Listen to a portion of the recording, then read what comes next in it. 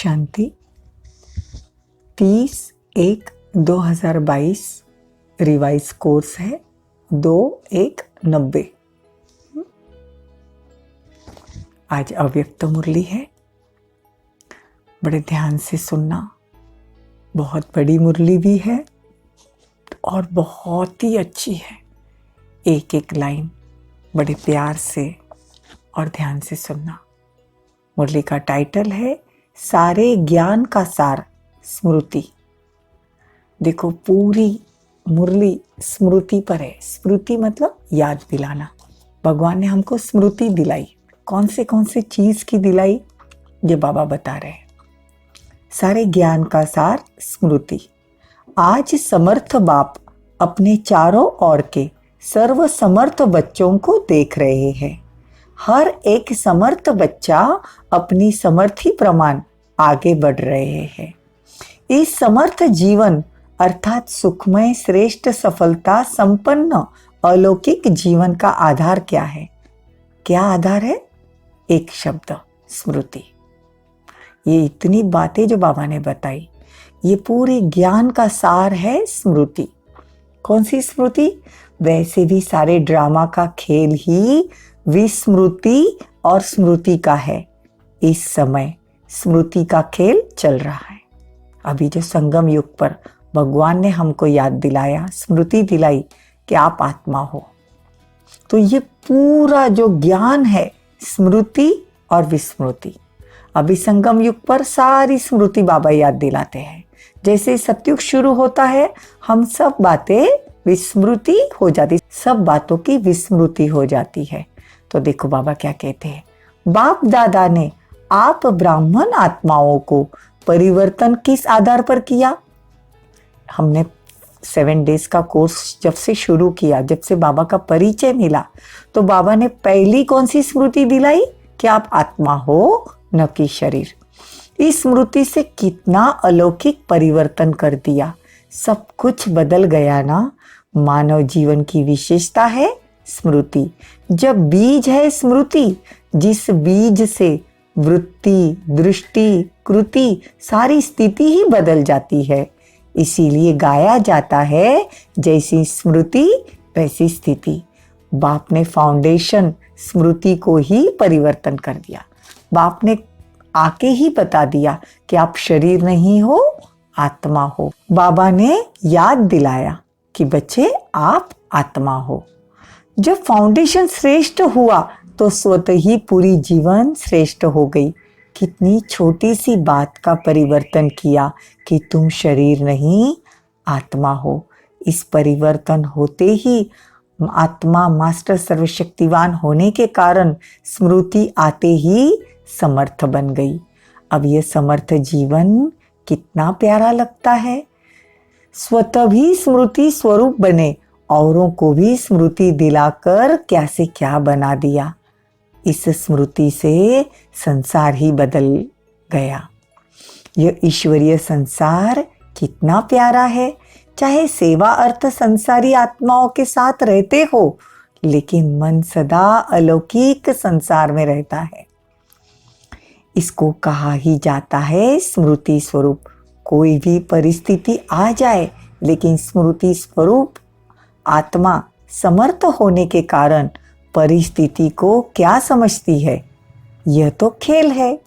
देखो, आज की मुरली बड़े ध्यान से सुनना, बड़े प्यार से सुनना। कभी घबराएंगे नहीं कि यह खेल है। भले कितनी भी बड़ी परिस्थिति हो, लेकिन समर्थ आत्माओं के लिए मंजिल पर पहुंचने के लिए ये सब रास्ते साइड सीन अर्थात नज़ारे बने हुए हैं। अंडरलाइन, ध्यान से सुनो। बाबा कहते हैं कि ये जो जीवन में तकलीफें आती है, तो भाई ये जो साइड सीन्स आ रहे हैं, ये तो खेल है। बाबा कहते हैं ये सृष्टि ये सृष्टि पर आपको एक खेल पार्ट बजाने भेजा है, खेल खेलने भेजा है। तो ये जो साइड सीन आते हैं, ये जो परिस्थितियाँ आती है या कर्म भोग आते हैं, तो बाबा कहते हैं ये मंजिल पर हमको जो पहुंचना है, लक्ष्मी नारायण बनना, ये हमारी मंजिल है। तो ये जो साइड सीन आ रहे हैं वो आपको आगे बढ़ाने के लिए आ रहे हैं। तो बाबा कहते साइड सीन्स तो अच्छी लगती है ना, खर्चा करके लोग साइड सीन देखने को जाते हैं, आजकल तो आबू दर्शन करने भी आते हैं। अगर रास्ते में साइड सीन न हो तो वो रास्ता कितना बोर लगेगा। ऐसी स्मृति स्वरूप समर्थ स्वरूप आत्मा के लिए परिस्थिति कहो, पेपर कहो, विघ्न कहो, प्रॉब्लम्स कहो, ये सब साइड सीन है। स्मृति में है कि यह मंजिल की साइड सीन है, अनगणित बार पार हुए हैं, नथिंग न्यू। इसका भी फाउंडेशन क्या हुआ? स्मृति। स्मृति मतलब उस टाइम पे याद आना कि नथिंग न्यू, ये जिंदगी में जो भी प्रॉब्लम्स आए हैं 5000 साल पहले भी आए थे। अगर ये स्मृति भूल जाती है तो फाउंडेशन हिल जाता है, तो जीवन की पूरी बिल्डिंग हिल जाती है। आप तो अचल हो ना। आज की मुरली बड़ी प्यारी है। सारी पढ़ाई के 4 सब्जेक्ट है। देखो पूरी जो पढ़ाई है, बाबा जो अभी हमको मुरली सुनाते हैं, इसके 4 सब्जेक्ट है, ज्ञान, योग, धारणा, सेवा। सबसे पहले मुख्य सब्जेक्ट है याद की, पहले नंबर पर याद अर्थात स्मृति। क्या याद दिलाया बाबा ने? मैं कौन हूं, बाप कौन है। दूसरी सब्जेक्ट क्या है? ज्ञान। रचता कौन है, रचना कौन है, यह भी ज्ञान मिला, उसका भी फाउंडेशन स्मृति दिलाई। अनादि क्या है, आदि क्या है। हम अनादि आत्मा है और ये खेल भी अनादि बना हुआ है, और आदि में हम देवता थे, और वर्तमान समय हम क्या है? ब्राह्मण है। ब्राह्मण सो फरिश्ता, फरिश्ता सो देवता। और कितनी स्मृतियां बाबा ने दिलाई। तो ज्ञान की स्मृति हुई ना। तीसरी सब्जेक्ट है दिव्य गुण। दिव्य गुणों की स्मृति दिलाई। क्या ब्राह्मण हो, गुणों की तो लिस्ट बाबा ने स्मृति में दिला दी। तब समय प्रमाण उस गुण को आप कार्य में लगाओ, कर्म करते हो, तब बाबा कहते हैं कि आपको वो दिव्य गुण जो है वो कार्य में लगाने हैं। कोई समय स्मृति कम होने से क्या रिजल्ट होती है? समय पर गुण यूज नहीं करते तो क्या होता है? समय बीत जाता है, फिर स्मृति आती है कि यह तो नहीं करना चाहिए था, लेकिन हो गया। तो दिव्य गुणों को भी कर्म में लाने के लिए, समय पर कर्म में लाने के लिए स्मृति चाहिए। देखो आज की मुरली बाबा बड़े ध्यान से एक एक नहीं, 2-2 बार, 3-3 बार सुनना। तो दिव्य गुणों का आधार क्या हुआ? स्मृति। निरंतर नेचुरल दिव्य गुण सहज ही कर्म में लगाना। चौथी सब्जेक्ट सेवा। इसमें भी अगर स्मृति स्वरूप नहीं बने कि मैं विश्व कल्याणकारी आत्मा निमित्त हूं, तो सेवा में सफलता पा नहीं सकते। सेवा द्वारा किसी आत्मा को स्मृति स्वरूप नहीं बना सकते। साथ साथ सेवा है ही स्व की और बाप की स्मृति दिलाना। यही तो सेवा करनी है दुनिया वालों की, कि मैं कौन हूं और शिव बाबा मेरा पिता है। ये चारों सब्जेक्ट का फाउंडेशन स्मृति हुई ना। तो सारे ज्ञान का सार क्या हुआ? एक शब्द, स्मृति। इसीलिए बाप दादा ने पहले ही सुना दिया कि लास्ट पेपर का क्वेश्चन भी क्या होगा? लंबा चौड़ा पेपर नहीं होगा, एक ही क्वेश्चन, एक ही पेपर होगा, और वो 1 सेकंड का पेपर होगा। क्वेश्चन कौन सा होगा? नष्टो मोहा स्मृति लब्धा। तो नष्टो मोहा स्मृति स्वरूप क्वेश्चन भी पहले से ही सुना रहे हैं। फिर तो सभी पास होने चाहिए ना। सभी नंबर 1 पास होने या नंबर वार पास होंगे, बाबा पूछ रहे हैं। बाबा डबल विदेशियों से भी बात कर रहे हैं। बाबा कहते डबल फॉरेनर्स को विशेष चांस मिला है। Last so fast, fast so first. Margin है, अलग माला बना देंगे। जो पिकनिक के स्थान बनेंगे वहां जाना पड़ेगा। यह पसंद हो तो अलग माला बना देंगे। आप लोगों के लिए माला में आने की मार्जिन रखी है, आ जाएंगे।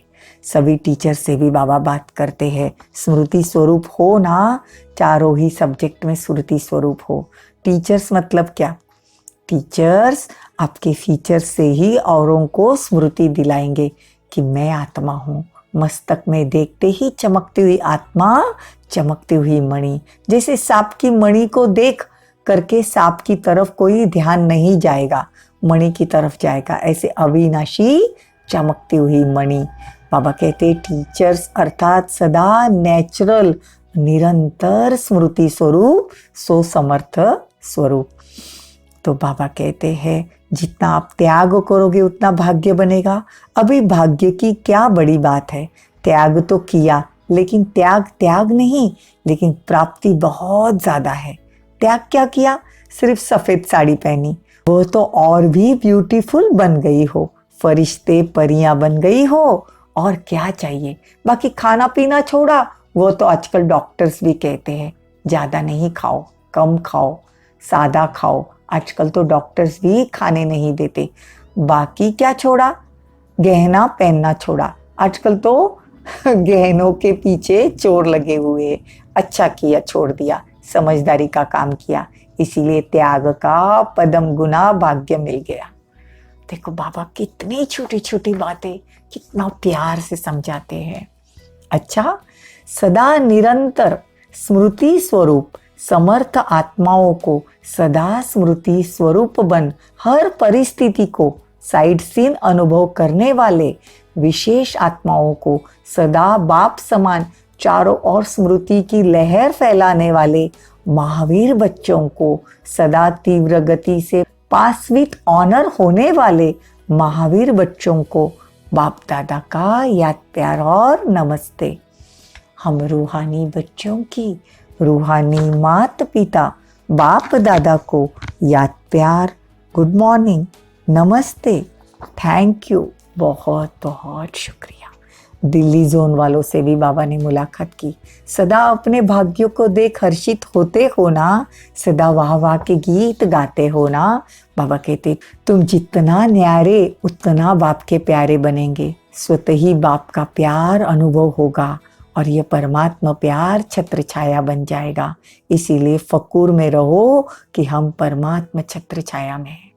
हर एक आत्मा ने क्या समझना है कि हम परमात्मा छत्र छाया में हैं। बाबा कहते हैं या फिर फकूर होगा या फिर फिक्र होगी, लेकिन बाबा कहते हैं जहाँ फकूर होगा वहाँ विघ्न नहीं हो सकता। दोनों साथ साथ तो नहीं रहेंगे ना, फकूर और फिक्र।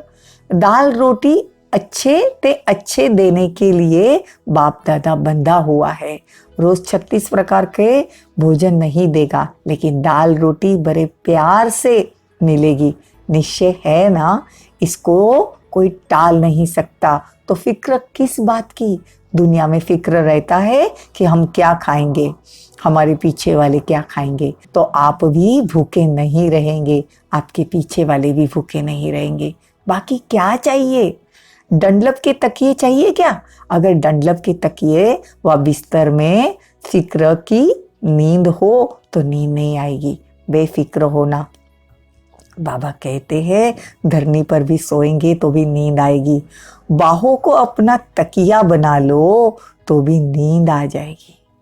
जहाँ प्यार है वहाँ सूखी रोटी भी 36 प्रकार का भोजन लगती है। इसीलिए बेफिक्र बादशाह होकर रहना। तो भाग्य विदाता भगवान ने आपके मस्तक पर श्रेष्ठ भाग्य की लकीर खींच दी है। बेफिक्र हो गए ना, तो आप सदा अपने मस्तक पर श्रेष्ठ भाग्य की लकीर देखते रहो। क्या कहेंगे? वाह रे मेरा श्रेष्ठ ईश्वरीय भाग्य। धन दौलत का भाग्य नहीं, ईश्वरीय भाग्य। इस भाग्य के आगे धन तो कुछ भी नहीं, वो तो पीछे पीछे आएगा परछाई की तरह। अंडरलाइन। बाबा कहते हैं ईश्वरीय भाग्य। धन तो पीछे पीछे आएगा परछाई की तरह। आप ही पीछे पीछे आती है ना परछाई। तो सदा इसी नशे में रहो। अगर पाना है सो सदा का पाना है। जब बाप और आत्मा अविनाशी है तो प्राप्ति विनाशी क्यों? प्राप्ति भी अविनाशी होनी चाहिए। ब्राह्मण जीवन है खुशी। अंडरलाइन। ब्राह्मण जीवन है खुशी की। खुशी से खाना, खुशी से रहना, खुशी से बोलना, खुशी से काम करना। उठते ही आँख खुली और खुशी का अनुभव हो। रात को आँख बंद हुई, खुशी से आरामदायी हो गए। यही ब्राह्मण जीवन है। अच्छा, देखो बाप दादा के सामने कोई गायत्री मोदी का परिवार बैठा है, बाबा उनसे भी बात कर रहे हैं। बाबा कहते ये परिवार को देख के खुशी होती है, बड़ा आज्ञाकारी परिवार है, इसीलिए इनको दुआएं मिलती है। देखो जिनके ज्ञान में परिवार के परिवार चलते हैं और बाबा की आज्ञाओं पे चलते हैं, तो बाबा कहते हैं गुप्त में मेरी दुआएं मिलती है। और एक दो को दोस्तों को लाते हो तो भी गुप्त में तुम्हारी दुआएं जमा हो रही है। तो दुआएं समय पर मदद देती है। उस समय पता नहीं पड़ता, उस समय तो साधारण बात लगती है कि चलो हो गया, लेकिन ये गुप्त दुआएं हैं, आत्माओं को समय पर मदद होती है। दुनिया की दुआएं तो है, लेकिन भगवान की दुआओं का तो क्या कहना। ये टाइम पे काम में आती है जब हम घर परिवार वाले ज्ञान में चलते हैं, मुरली सुनते हैं, धारणाओं पर चलते हैं, पवित्रता की बाबा को मदद करते हैं। कोई तो भगवान के लिए फूल लेके आते हैं याद से, तो वो क्या है, छोटी छोटी बातों में दुआएं जमा कर रहे, वो भी भगवान की। इसीलिए बाप दादा देखकर खुश होते हैं। चाहे किसी भी कार्य के लिए आए हो, लेकिन परमात्मा स्थान पर आए हो, मधुबन में आए हो, परमात्मा स्थान पर किसी भी कारण से, चाहे देखने के हिसाब से भी आ गए हो, जानने के हिसाब से भी आ गए हो, तो पाँव भी रखा, उसका भी फल जमा हो जाएगा। यह भी कम भाग्य नहीं है, यह भाग्य भी आगे चलकर अनुभव करेंगे। उस समय अपने को बहुत भाग्यवान समझेंगे। किसी भी कारण से हमने पाँव तो रख लिया, अभी तो पता नहीं पड़ेगा, अभी सोचते होंगे पता नहीं क्या है, लेकिन बाप जानते हैं कि जाने अनजाने भाग्य जमा हो गया, जो समय पर आपको भी पता पड़ेगा और काम में आएगा।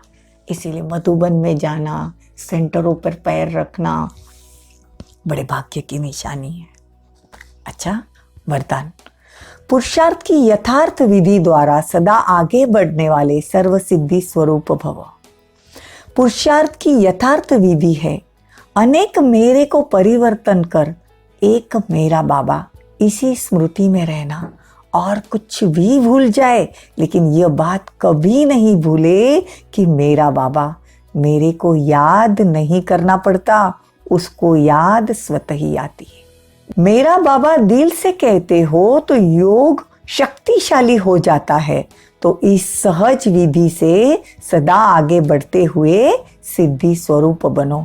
स्लोगन, माया जीत बनना है तो स्नेह के साथ साथ ज्ञान का भी फाउंडेशन मजबूत करो। लवलीन स्थिति का अनुभव करने के लिए कर्म में, वाणी में, संपर्क में व संबंध में लव और स्मृति, वह स्थिति में लवलीन रहना। जो जितना लवलीन होगा वो उतना ही लवलीन रह सकता है। अभी आप बच्चे बाप के लव में लवलीन रहते हो, औरों को भी सहज आप समान व बाप समान बना देते हो। ओम शांति।